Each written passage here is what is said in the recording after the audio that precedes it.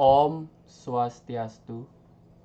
Kami akan mempresentasikan tugas terkait mata kuliah mesin learning yang diampu oleh Bapak Arya Sasmita.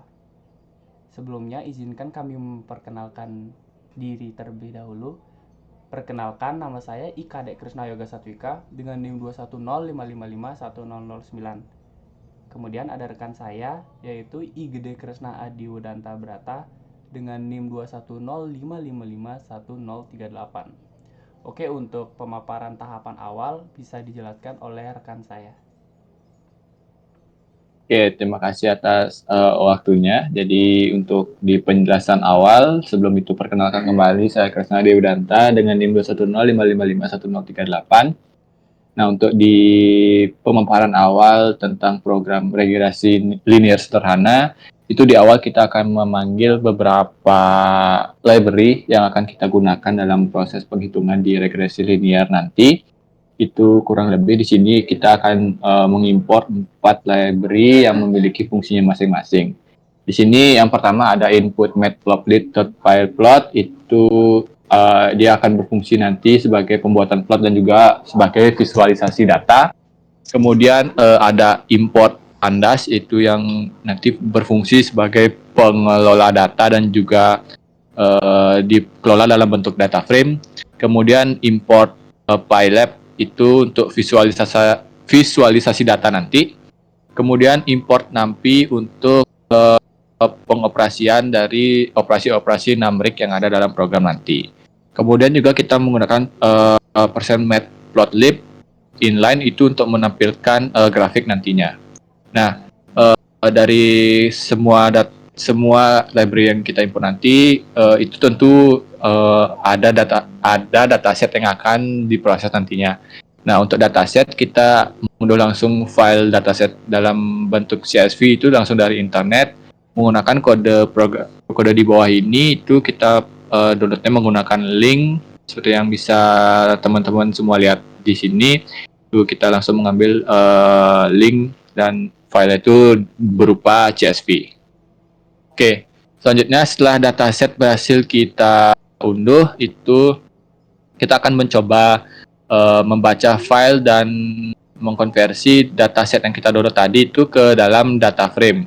Nah, jadi untuk konversi ke dalam data frame itu kita menggunakan library pandas itu dengan kode pd.read_csv, kemudian diikuti dengan nama file dataset CSV yang sudah kita download tadi. Kemudian jika sudah berhasil dibaca dataset yang berhasil dikonversi tadi, kita akan masukkan ke dalam variabel yang bernama df. Nah, kemudian kita akan coba untuk menampilkan data frame tadi itu berdasarkan tampilan yang dimulai dari atas. Jadi kita bisa menggunakan df.head itu untuk menampilkan isi dari data frame tadi dari urutan teratas. Nah, kemudian setelah itu kita bisa lanjut ke bagian untuk menghasilkan ringkasan statistik deskriptif dari data frame yang tadi kita buat. Nah, di dalam menampilkan ringkasan statistik ini juga kita itu untuk menghitung statistik seperti contohnya rata-rata, nilai standar deviasi, kemudian nilai minimum, kemudian ada nilai kuartil pertama, nilai tengah atau median, kuartil ketiga, dan juga nilai maksimum dari setiap kolom numerik yang terdapat pada data frame. Nah, untuk menampilkan ini kita bisa menggunakan kode df.describe itu untuk menampilkan seperti yang sudah saya jelaskan tadi. Oke, next. Selanjutnya kita dari banyaknya kolom yang terdapat dalam data frame tadi, tentunya tidak semua kita gunakan dalam perhitungan regresi linear nanti. Nah, untuk itu kita memilih beberapa kolom saja untuk dijadikan bahan perhitungan selanjutnya. Jadi untuk memilih beberapa kolom ini kita bisa menggunakan df itu diikuti dengan kurung siku, kemudian kita pilih nama-nama kolom yang ingin kita gunakan nanti. Seperti di sini contohnya adalah yang kita gunakan adalah enginize, cylinder, full consumption_com, dan juga CO2 emissions. Nah, jadi itu akan disimpan ke dalam variabel bernama CDF. Kemudian untuk mencoba apakah sudah berhasil, kita panggil variabel tersebut menggunakan cdf.head dalam kurung 10. Jadi ini akan menampilkan 10 data teratas dari variabel CDF. Nah, kemudian ke selanjutnya. Nah, dari data yang sudah kita buat tadi, kita akan visualisasi mereka ke dalam bentuk histogram. Jadi kita bisa menggunakan kita panggil lagi data tadi yang berada di variabel CDF. Kemudian kita akan simpan ke dalam variabel baru yang bernama vis atau visualize. Kemudian kita akan memanggil variabel tersebut vis dengan menggunakan kode vis.his dan juga plt_show. Yang dimana ini akan membantu kita dalam membuat visualisasi berupa histogram dari data frame yang sudah kita buat tadi. Kemudian jika sudah berhasil, hasilnya akan terlihat seperti gambar di bawah. Itu ada dari tiap-tiap kolom itu berhasil ditampilkan histogram dari masing-masing kolom yang ada. Itu ada kolom cylinders, engine nice, go to emission, dan juga full consumption underscore com. Nah, kemudian selanjutnya kita akan membuat scatter plot, yaitu yang merupakan kolaborasian dari dua kolom yang ada dalam data frame. Jadi di sini kita akan mencoba menggabungkan antara kolom emission dan juga full consumption com. Nah, jadi full consumption com ini letaknya akan berada di sumbu X dan emission itu akan berada letaknya di dalam sumbu Y. Nah, jadi nanti data yang ditampilkan dalam bentuk scatter plot ini itu akan memiliki makna yang berbeda-beda. Jadi setiap titik yang ada nanti pada grafik itu akan mewakili setiap entry data yang ada di dalam data frame. Nah, kemudian hubungan antara kedua variabel ini kita bisa lihat dari bagaimana pola sebaran titik-titik itu terbentuk. Jadi jika titik-titik itu akan membentuk pola tertentu, itu berarti bahwa ada hubungan antara kedua variabel tersebut. Misalnya di sini variabel emission dan full consumption com. Jadi jika hasilnya seperti ini, titik-titiknya itu membentuk pola tertentu, itu berarti antara dua variabel tersebut berarti memiliki adanya hubungan di antara kedua variabel yang kita panggil tadi. Oke, next. Selanjutnya bisa kembali ke rekan saya. Terima kasih. Oke, terima kasih atas penjelasan awal yang dibawakan oleh rekan saya yaitu Kresna. Selanjutnya saya akan melanjutkan penjelasan yang seharusnya dijelaskan dari tahapan-tahapan sebelumnya.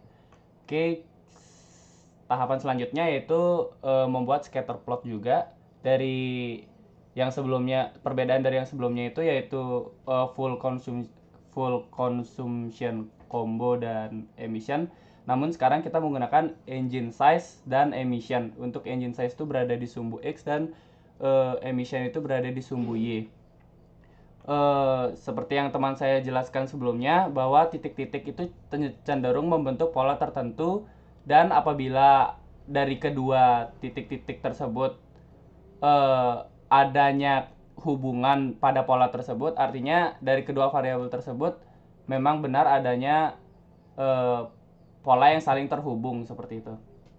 Oke, seperti yang dicontoh di visualisasi yang bisa rekan-rekan lihat, itu terdapat engine size dan emission yang pola-polanya itu ada beberapa yang saling terhubung dan beberapa juga ada yang saling terpisah. Bisa dikatakan untuk pola ini berantakan. Kemudian kita membuat scatter plot lagi untuk bagian silinder dan emission. Untuk silinder di sumbu X dan emission di sumbu Y.